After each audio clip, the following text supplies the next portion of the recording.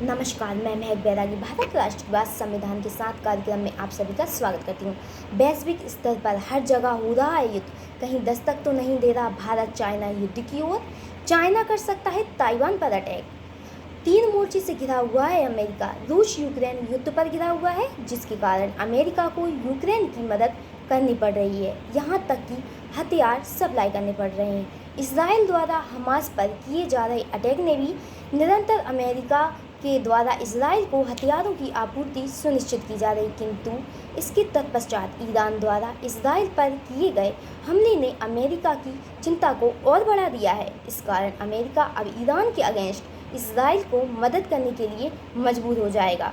ऐसी स्थिति में चाइना द्वारा अन्य देशों पर आक्रमण किए जाने पर अमेरिका उनकी मदद नहीं कर पाएगा, क्योंकि 2 फ्रंट से वो घिरा हुआ है।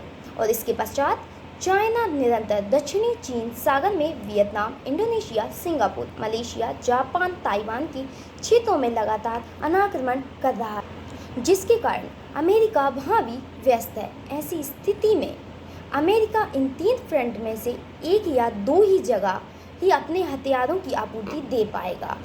इससे निश्चित है या तो भारत या तो ताइवान, दोनों में से कहीं युद्ध छिड़ने की संभावना है, क्योंकि ऐसे वैश्विक परिदृश्य में अमेरिका बहुत कमज़ोर होता जा रहा है। दूसरी स्थिति क्या है? वर्तमान में भारत में निर्वाचन चल रहे हैं। इस समय सरकार उतनी सक्रिय नहीं है जिस हिसाब से वह बॉर्डर शिप त्रुटि पर ध्यान दे सके।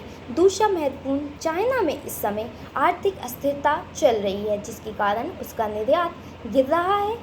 इसका रियल एस्टेट मार्केट पूर्णतः टूट चुका है, जो उसकी इकोनॉमी का लगभग 1/3 था। साथ ही साथ वर्तमान में चाइना से निकलकर अधिकांश कंपनियां दक्षिण पूर्वी एशिया, वियतनाम, मलेशिया, थाईलैंड तथा भारत में आ रही हैं। इसके कारण उसके व्यापार को लगातार क्षति हो रही है और बेरोजगारी बढ़ती जा रही है।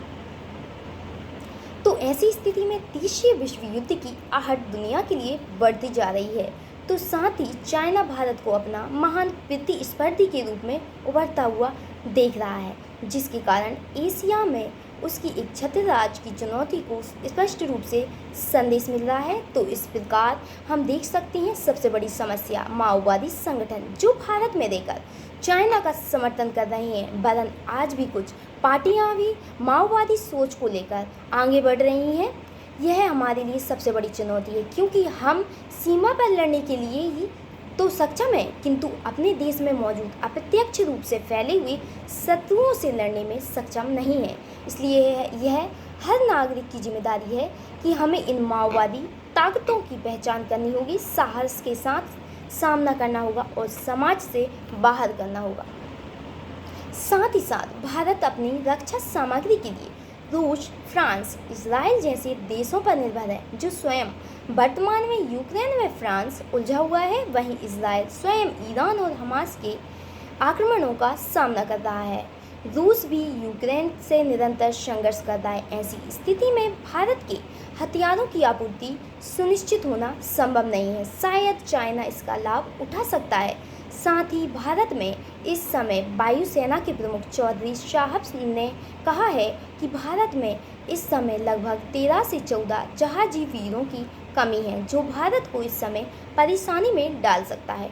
सरकार को इस समय अपनी सेना को सतर्कता के साथ सीमा पर तैनात करना होगा और चाइना की अवैधानिक गतिविधियों पर ध्यान देना होगा। आगे की जानकारी प्राप्त करने के लिए देखते रहिए भारत राष्ट्र यूट्यूब चैनल। धन्यवाद।